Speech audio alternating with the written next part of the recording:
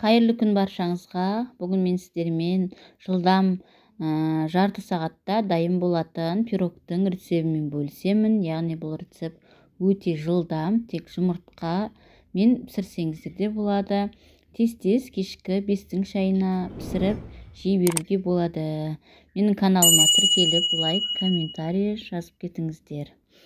Алдымен осындай жұмыртқаны аламыз. Яғни мен осы бөлме температурасында тұрған жұмыртқаны алдым.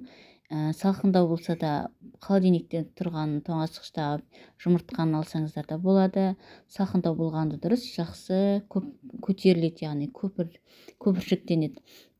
Осылай жұмыртқамды алдым. Менде жұмыртқа өте ұсақ болғандықтан мен 6 жұмыртқаны алдым. Яғни сіздер ірі болса 5 жұмыртқаны алсаңыздар да жарайды.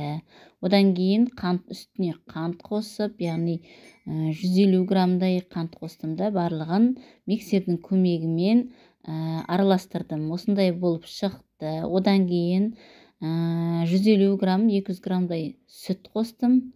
Араластырып, оны да араластырып аламыз жақсылап. Соң сұйық май, яғни сұйық майдан да 100-150 грамдай шамалы сәл ғана қоссаңыздар жарайды. 100 грамм қоссаңыздар жарайды. Сұйық майды, бұны да өстіп, біздің осы көпіршіп тұрған дайын пирогымыздың қоспасына қосамыз. Осылай қылып бәрін араластырып алдым. Миксерлеп алсаңыздар да болады.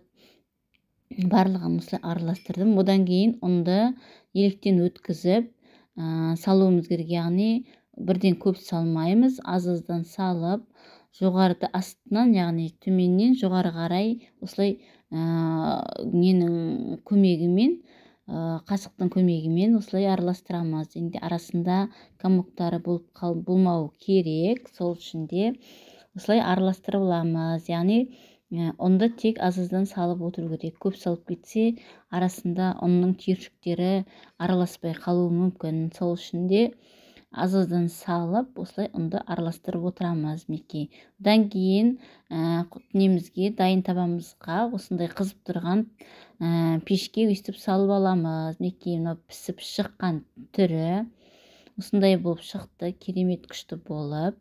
Бұны енді жақсылап екіге бөліп, шеттерін бәрін түзетіп алғаннан кейін енді салмасын дайындаймыз. Яғни ортасына мен 20%-лық нені алып, қаймақты алып, дүкен, оған сгущенка қостым. Яғни менде осы 3 желанияның сгущенкасы көп емес, жарты ғана банка қалған. Соны осы немізге араластырамыз, яғни дайындаймыз салмасын. Сол үшін қаймақпен екеуін араластырып алдым. Осындай қылып араластырып, бір-бірімен жақсы араласу керек. Қаймағымыз бен сгущенкамыз.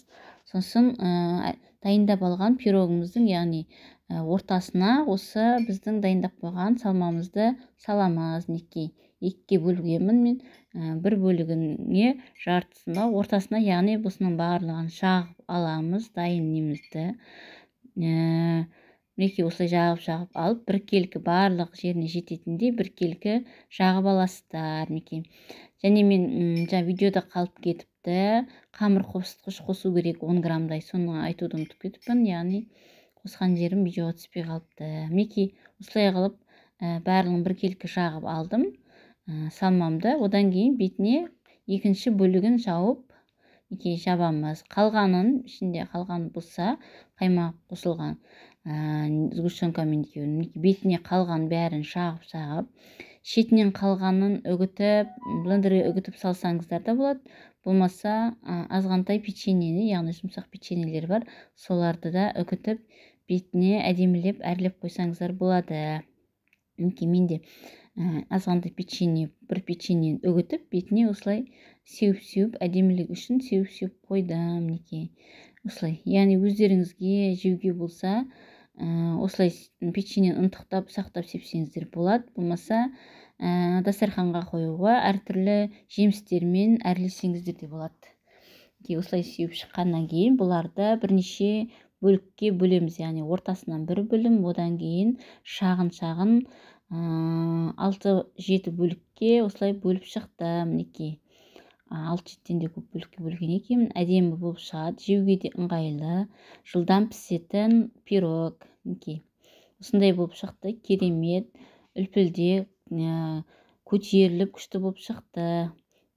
Пирогымыз дайын, сіздер де жасап көріңіздер. Өте оңай, жылдам пісетін пирогтың рецепті. Менің каналыма тіркеліп, лайк, комментарий жазып кетіңіздер. Видеоны соңына дейін қарағандарыңызға рахмет. Сіздер де дайындап көріңіздер.